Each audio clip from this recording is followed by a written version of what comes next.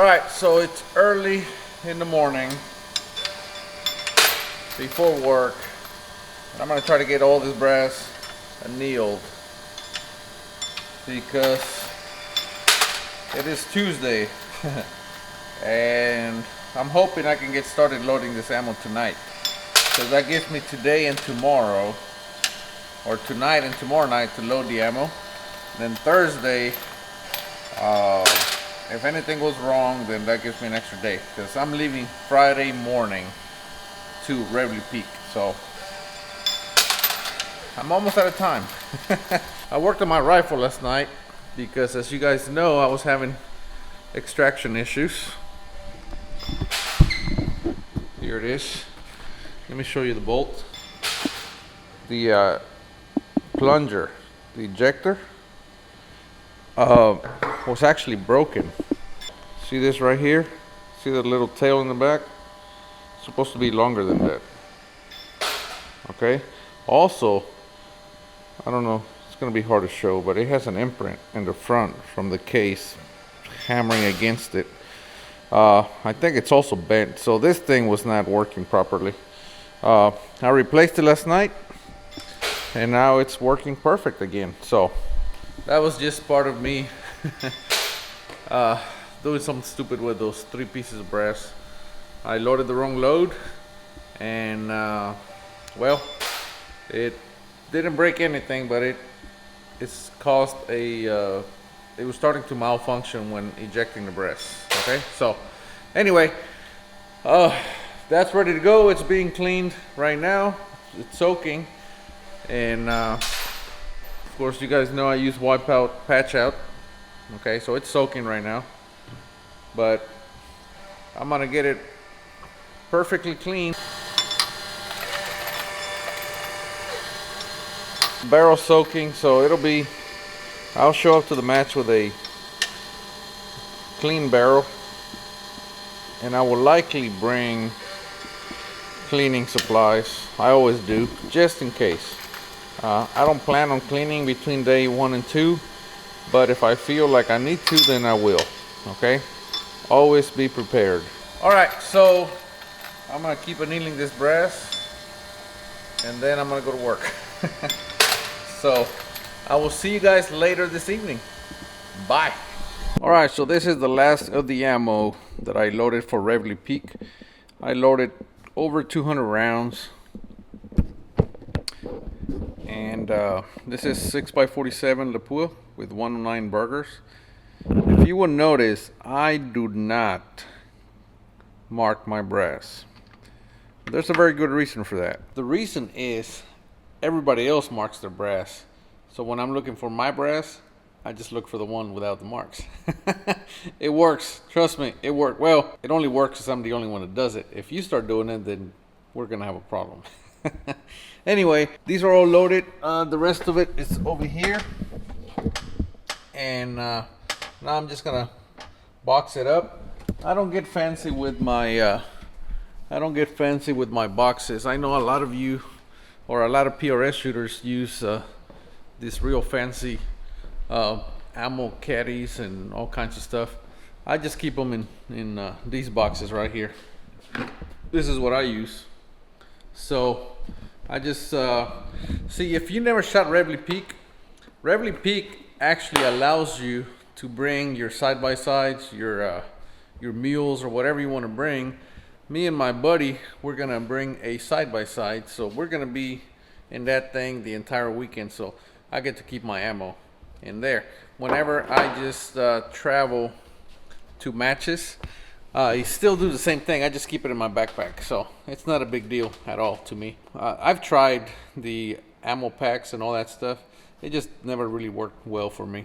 But anyway, it's all loaded, ready to go. You guys saw on the last video, and sorry about the wind. I just put about 15 shots through that one, and I'm working on, I'm gonna have to get a different mic or something, because man, it was real windy, and when it's windy, this one just doesn't work well at all. But anyway, so this one is ready to go. I'm probably gonna bring my 6.5 Creed. I have a 6.5 Creed that I built so that I can shoot factory ammo. I shoot the 130 Burger hybrid out of it. That's what I shoot out of it. In my 6BR, I shoot the 108s, and in my 6x47, I shoot the 109s.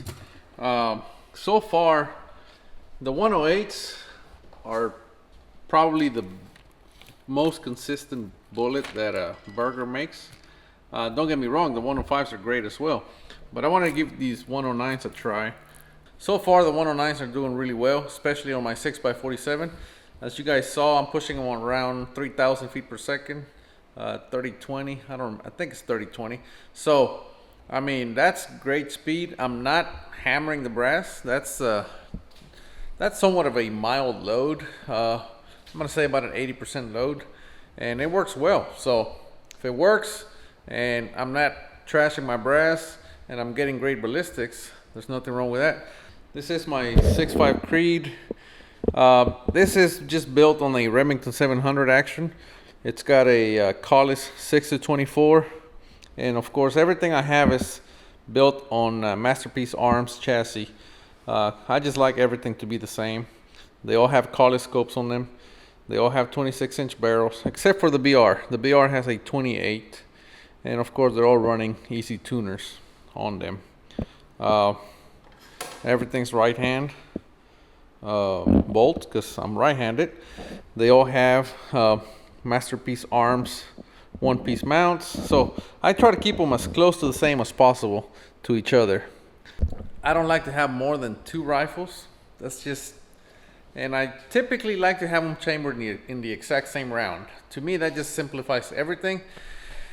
However, I was running 2 6x47s, but when that Borden Super Short Action came out, I just had to give it a try, and I built the BR. I mean, a BR is just stupid simple, right? I mean, that thing is it's just super simple.